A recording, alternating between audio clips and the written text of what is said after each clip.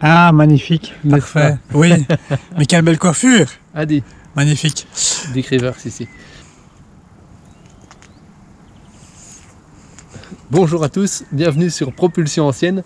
Alors aujourd'hui on va vous parler d'un véhicule qui est ni ancien ni vraiment propulsion, c'est-à-dire le nouveau Peugeot 3008 GT Hybride 4, c'est-à-dire la Peugeot la plus puissante jamais produite en série. Vous avez 300 chevaux répartis sur 4 roues motrices, d'où le Hybride 4. On est sur un véhicule hybride, donc c'est toujours le bon vieux 1600 THP 180 qui fait le travail.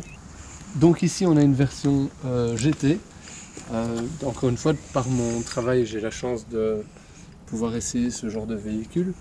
C'est une version avec un intérieur plutôt particulier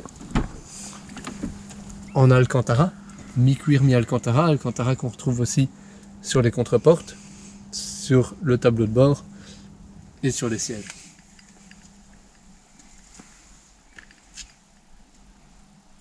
Donc Nils, ici tu nous disais, donc moteur essence, moteur électrique. Oui.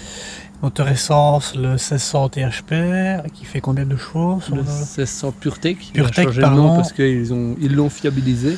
Voilà, mais qui Euh, était sur la base du THP qu'on retrouvait sur 208 GTI. l'ancienne 208 GTI et le RCZ que tu m'as dit. C'est ça, oui, Ouais. tout à fait.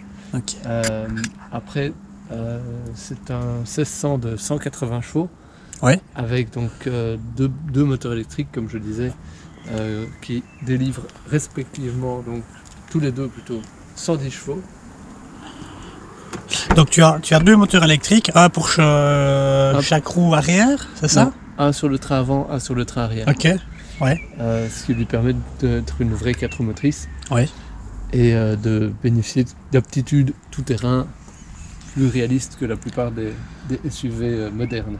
Ouais, maintenant quand tu dis tout terrain, on se comprend aussi, tu n'iras pas faire du franchissement ou quoi avec ce type de véhicule. Non, la garde au sol et scan Voilà, elle est beaucoup trop... n'est pas Trop assez basse. importante, et puis Ouais. ce serait dommage d'abîmer ces belles jambes 19 pouces. On est quand même sur un véhicule plutôt statutaire, Ouais. intéressant fiscalement aussi. En Belgique, c'est pour l'instant cette année-ci les seuls véhicules déductibles à 100%. C'est Ouais. là-dessus que les constructeurs surfent. Tu as, Ouais, c'est ça, même pour les sociétés, les flottes, etc. Je suppose que ceux qui font leasing ou quoi, ils sont fort avantagés avec ce type de véhicule. Hein. Tout à fait. Pour avoir déjà fait le calcul avec des collègues, Oui.